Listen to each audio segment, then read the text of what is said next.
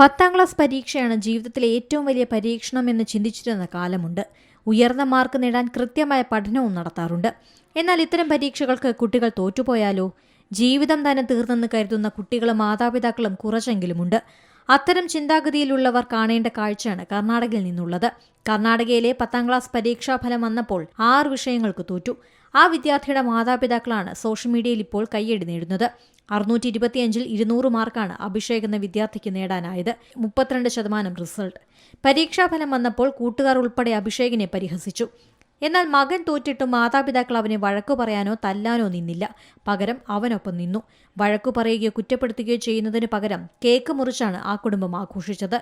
നീ പരീക്ഷയിൽ പരാജയപ്പെട്ടെങ്കിലും ജീവിതത്തിൽ നീ തോൽക്കില്ല. വീണ്ടും ശ്രമിച്ച് അടുത്ത തവണ വിജയിക്കാം. ഇതാണ് മാതാപിതാക്കൾ അവന് നൽകിയ വാക്കുകൾ. പരീക്ഷയ്ക്ക് തോൽക്കുമ്പോൾ ജീവിതം തന്നെ അവസാനിപ്പിക്കാൻ ആലോചിക്കുന്ന വിദ്യാർത്ഥികൾക്കും മക്കളെ കുറ്റം പറയുന്ന മാതാപിതാക്കൾക്കും പ്രചോദനമാകട്ടെ അഭിഷേകിന്റെ മാതാപിതാക്കൾ. ഏറ്റവും പുതിയ വാർത്തകളും വിശേഷങ്ങളും വിരൽത്തുമ്പിലറിയാൻ സീ മലയാളം ന്യൂസ് എല്ലാ ഡിജിറ്റൽ പ്ലാറ്റ്ഫോമുകളിലും ലഭ്യം.